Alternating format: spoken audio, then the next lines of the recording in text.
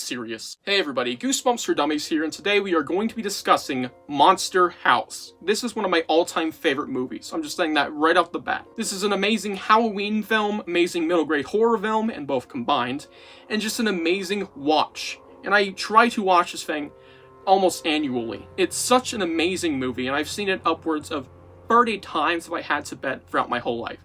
And it's older than me. I'm just gonna break the ice there. I was born in 2009. This thing came out in July of 2006, which is hard to believe since, Jesus, I'm old. I'm 16. I'm practically unk status.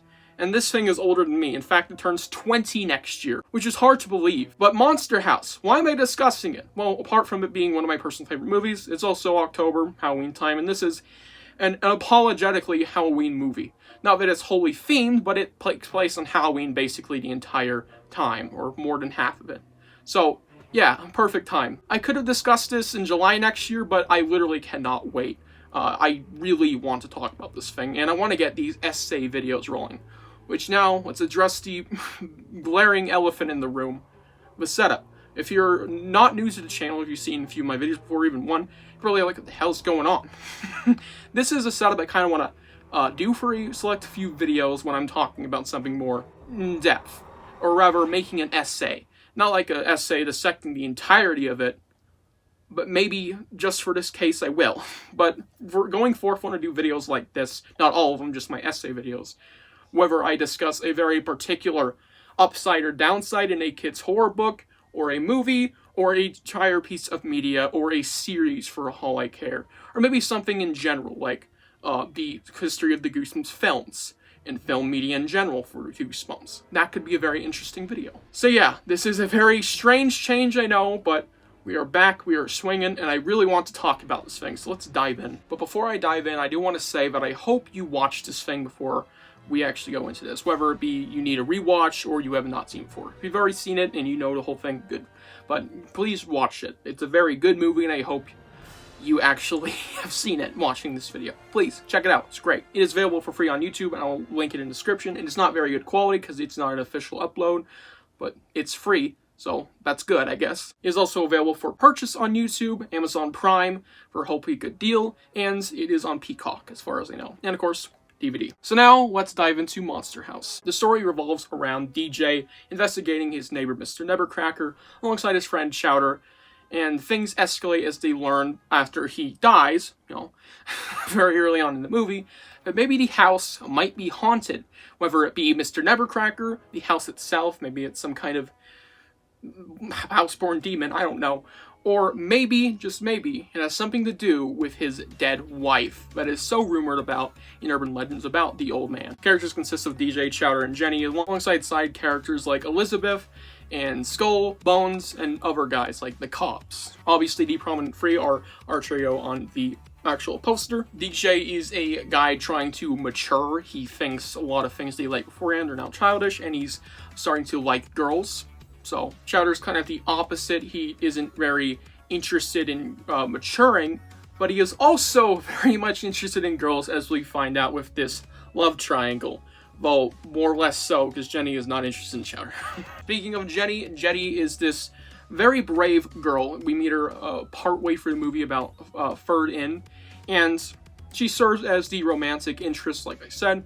And outside of that, she's just a brave character, kind of willing to go along with whatever DJ wants, because he is also trying to be very brave. And that, I guess that's why they end up together at the end, so. And Chowder is this funny comic relief character that I absolutely love. He is very integral to the plot, because he does a lot of, important shit, as much as he is an absolute goofball and not very good at it. Other characters like Skull, Bones, and Elizabeth also serve as some comic relief, as they don't do much for the plot outside of exposition, or just to add horror or stakes to the movie, as we see Bones die very early on, and Z kind of just be a character that kind of exists, mostly to set up jokes, though, as we see in the movie. And again, back to Skull, he is a blatant exposition character, but I think a very good one at that. We also have the cops, who are the most iconic part of this movie outside of Chowder and his absolute Neanderthal brain. The cops have amazing chemistry, and they don't even work, they don't even like each other. It is hilarious what they do. Sorry, I'm already grazing the movie when we really got to the review yet, but The cops are basically there just for even more comedy to this already very comedic movie. And it's wonderful. And generally, all of the characters either serve a purpose in the comedy role or for the plot role. But basically, all of them have some level of a comedy role, which really cements this as a very heavy comedy film, whilst not really being advertised as one. Obviously, it was bound to have jokes, but a lot more than I expected, probably when I was like 5, whenever I first watched this thing. So what is actually going on in Monster House? Because as we know, the characters are investigating the Monster House, and it turns out the house is indeed a monster house, and there might be some dark secrets. Said dark secrets are as follows. The house is possessed by Constance, which is Mr. Nevercracker's dead wife. She died during the making of the house, and has haunted it ever since. And she has tried to eat anybody who comes on the lawn, or attack them in some way, or especially steal stuff that lands on the lawn. Mr. Nevercracker tries to keep her at bay out of protection for anyone external. So, that's the plot. Constance is actually evil, too, which is something I like. You know, it's inevitable that it was going to turn out that way. Misunderstood bad guy, sort of.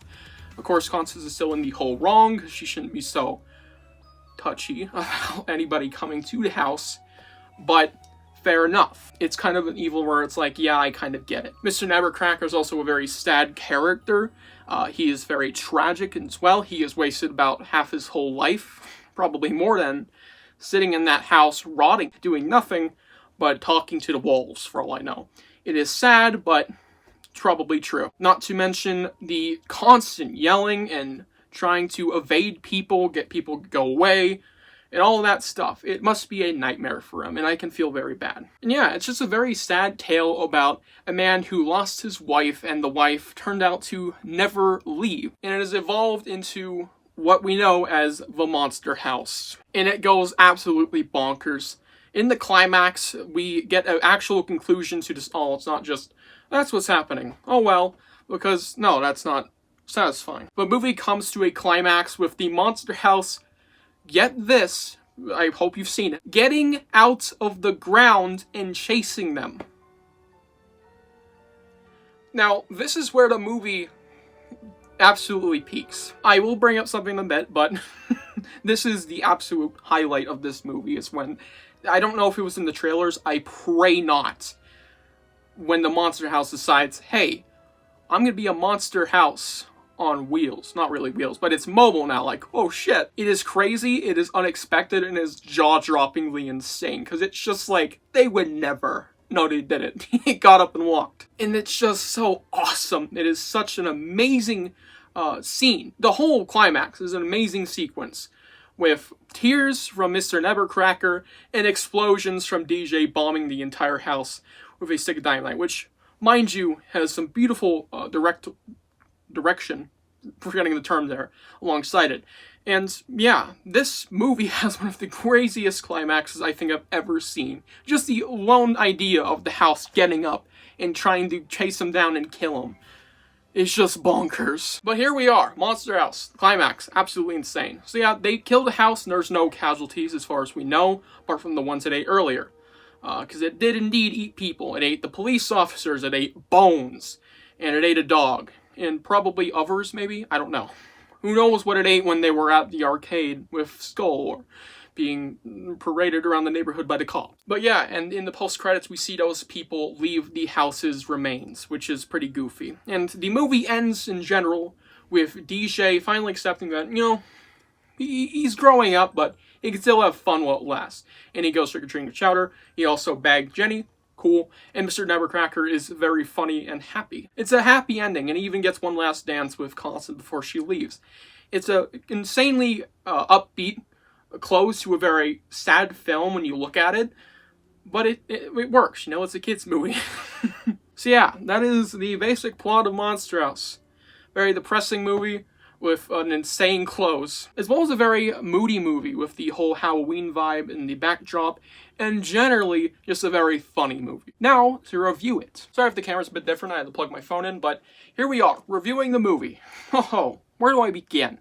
The characters. The characters have great chemistry and the actors portray them perfectly, especially Chowder and DJ. Mr. Nevercracker is the most iconic role from the film with his lines like, "Get off my lawn!" and all that stuff. Stay off my lawn. The cops are also the absolute comedic highlight alongside Chowder.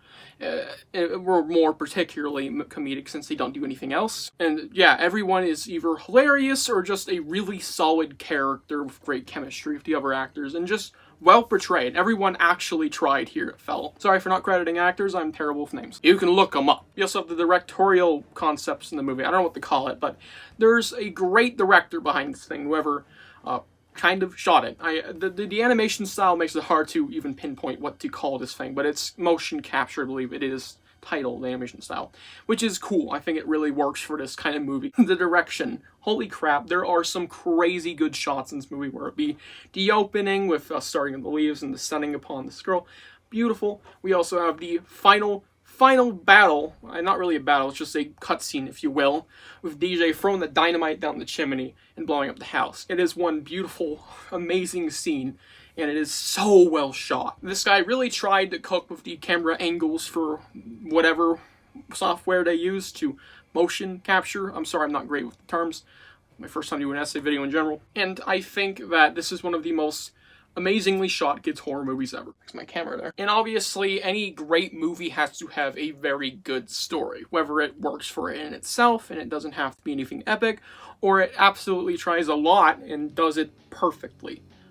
Weird phrase I just said there. This movie tries to do its own thing, whilst also incorporating the usual backstory elements you get, where it's like, yeah, it's tragic and all that, which I think it actually did really well. I like how we personified the house a little. I like Constance's very little character, what we got of her. I love the backstory as a whole. I think the actual plot of the movie is very basic and straightforward, with them investigating this house who seems to have come alive. And then it takes a huge, drastic shift in the final bit of the movie, where they discover a lot of things. Mr. Nevercracker is put in a different light, and the house gets up and tries to kill him. Still can't get over that after all this time. The movie is timelessly funny. It is really wholly hilarious, and I think even if you're not like wholly interested in the plot, you will just die laughing, at least I hope, because personally this movie is way too funny. It is funnier than it should be, really. Seriously, I quote this thing in my head all the time, or generally I just think about all the crazy jokes that they got away with, like Bones not having respect for women, time for in-your-face disgrace, and I'll aim for Bigfoot, and all that stuff. It's loaded! We'll aim for Bigfoot. That's loaded! And not only is it very fun and funny, it is very entertaining. This movie always has something crazy going on, whether it be the house trying to eat people, them trying to plot how to get into the house, the cops just being absolute fucking douchebags. Story isn't perfect, but damn is it just a very solid story for a very darn good movie. Not to mention the soundtrack is also very good. I don't know if it had something to do with this being produced by Amblin, who made E.T., but who cares? It's such a goddamn good soundtrack. Seriously, I think of this music all the time. Whether it just be like feeling a beat in my head or something, or inadvertently it just comes to my brain while I'm reading, or I'm watching, or especially if it's full. It's such a good soundtrack. And I could really go on all day about things I really liked about this movie, whether it be particular sequences, moments, characters, more moments, jokes again. This movie is just such a fun Halloween-influenced film that really tried to do something special while not overstepping its boundaries. It's a simple film about a monster house with a tragic backstory, and it absolutely delivers on being a fun Halloween film, and way more funny than it should be. And yeah, Monster House. I mean, if I had to slap a rating on it, I'd give it a 10 out of 10. Of course, it's not perfect, and I now want to discuss some little issues. But no less, I absolutely love this, and I can completely forgive anything just because of how funny those things might be in retrospective, or just in themselves. Like the most commonly brought up issue, the fact that no one, especially on Halloween night, heard the giant explosion in the, what is it called, the danger zone where they're building a hotel, I think, as well as saw this giant house get off its ass and chase these people down alleyways, which is right behind people's house, destroying walls, destroying many cars, and screaming and roaring, and kids screaming and running. No one saw this shit. And it's like, sure, I get why no cops were called, because there's like no cops. That's literally told us in the movie that there are no cops. It's just the two and Judy at the station. And it's like, it's just like, how? No one sees this, and it's so hard to believe, but it's funny. Like, really, it's really funny in retrospective. You might not know us on your first watch, especially if you're younger. Not saying kids are stupid, but I didn't notice it until I was like 12 when I finally realized, no one's seeing this shit? But it's seriously one of those brought up things about this movie, and I think it is hilarious. Like, generally, almost kind of improves the movie. It's just so funny. Still an issue, though. I wish they just would have added people screaming or people coming at their houses going, what the fuck? And there's also my personal, actual kind of complaint with the movie, and that's the fact that there's characters who don't really do anything for the movie. Apart from set up jokes like Zoe, almost said Zoe, Z/Elizabeth, or Bones, or even Skull. Especially Skull, who is just an exposition character, except he is a classic character for like 3 minutes, what we get of him, you know? And of course the post-credit scene where he bags Elizabeth. It's like, those characters don't really do anything for the film, and I don't know why exactly they were so, like, heavy in the movie. It's not like they were super in the movie. You know, Skull was in it for 3 minutes. Bones was in it for maybe 4. And Elizabeth was in it for maybe 10. But it's like, they're definitely enough in the movie to be remembered. So why are they there when they don't do anything? It's like, I don't know. Except the fact that they're funny. I guess that's the only thing they really do. Besides the exposition towards either a joke, like, again, Elizabeth, or direct exposition, like Bones and his monologue in the living room when DJ's sneaking out, or Skull, you know, when he tells him how to kill a house. I just don't like that these characters don't do much, and that's probably just because I love them so much. But yeah, I can completely forgive it, though. Their roles, for what we get of them, are so good. Monster House, 10 out of 10 movie. Teeny bit flawed, probably could have been improved in some ways, but I absolutely recommend you check this thing out if you, for some reason, still haven't. So please, go watch it. Remember, you watch it for Halloween, and now I want to say it. Please, if you have kids, introduce them to this movie. I want people to cherish this movie going forward for years to come, alongside other more modern Halloween classics, like the Goosebumps film, or the recent Are You Afraid of the Dark series. But yeah, amazing movie. We're not done yet. I do want to kind of briefly discuss some other things that came out alongside this movie. I should back up. We had a novelization of the movie, which I'll talk about in a second, and also a video game. Let's talk about this right away. The video game, I've not actually beaten it, but I know the whole thing. It's not very good, if I'm being honest. The controls kind of suck. Not that they're, like, hard to reach. It's just, like, they don't line up very well with what's happening on the screen.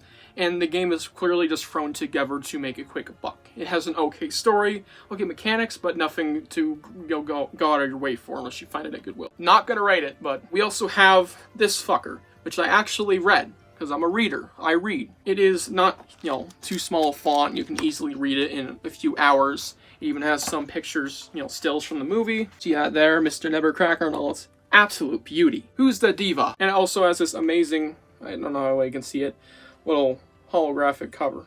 W. The novel itself, I wouldn't say it's on par with the movie. It definitely has more issues, like, say, the pacing is very off, and also some things are cut that I really like from the movie, like particular sequences, but I think it is really solid. It's a very solid adaptation of the movie, but actually had okay rating. Of course, my standards are lower when it comes to kids' novelizations. But yeah, really good thing, I guess. I just thought I'd read it for this video also because out of pure love for kids' horror and this movie. There's also other things, like there's a movie companion. There is a little I Can Read thing from Scholastic. I don't own those, sadly. There's this making of Monster House thing that is hundreds of dollars on eBay. I'm hoping to get one, I don't know. And yeah, that's basically all there was for this movie as far as I'm aware. Of course, there was also, I believe, a lineup of toys with maybe Denny's or Hardee's or something. I can't remember which fast food chain it was, but it was some kind of fast food tie-in where they had a bunch of Monster House toys. And I believe that's about it for Monster House tie-in stuff. The movie has gone on to become a almost classic, as I would deem it. It is not exactly unpopular, as it gets talked about pretty often on YouTube, kind of like Coraline was a few years ago. So hopefully it has that same effect where it starts to absolutely avalanche into pop culture, which it kind of has. There's so many white TPs of this thing. Believe me, I've seen way too many of those white TPs. But yeah, there's not a whole lot outside of this film, but there's definitely a niche fan base for it, which I like. And I hope that going forth, people talk about this movie more. It is not exactly unpopular, but is not exactly an absolute classic at least quite yet. Hopefully it kind of has that Coraline effect. Of course, this is a little bit older though. And yeah, that is my essay for Monster House. It is one of my all-time favorite movies, as I have stated multiple times probably now. And I hope you go and watch it again if you have already seen it beforehand, and you might want to rewatch it after me talking about it for so long. Thank you for everyone who stayed tuned for this entire thing. Please let me know if you have any, suggestions for essay videos. Hopefully these will be more in tune for book essays, because I plan to talk about books such as the one right back there, Boogie's Back for Blood and Spine Tinglers, alongside other spine tinglers like especially Snow Day, my personal favorite kids horror book ever made. Even better than the best of Goosebumps, I said it. And other kids horror book series, as well as movies, and just generally kind of media related things. And yeah, I hope you guys enjoyed this video. Leave your feedback down below. Tell me what you think about the Monster House film as well down below. And I'll see you guys in the next one. Bye.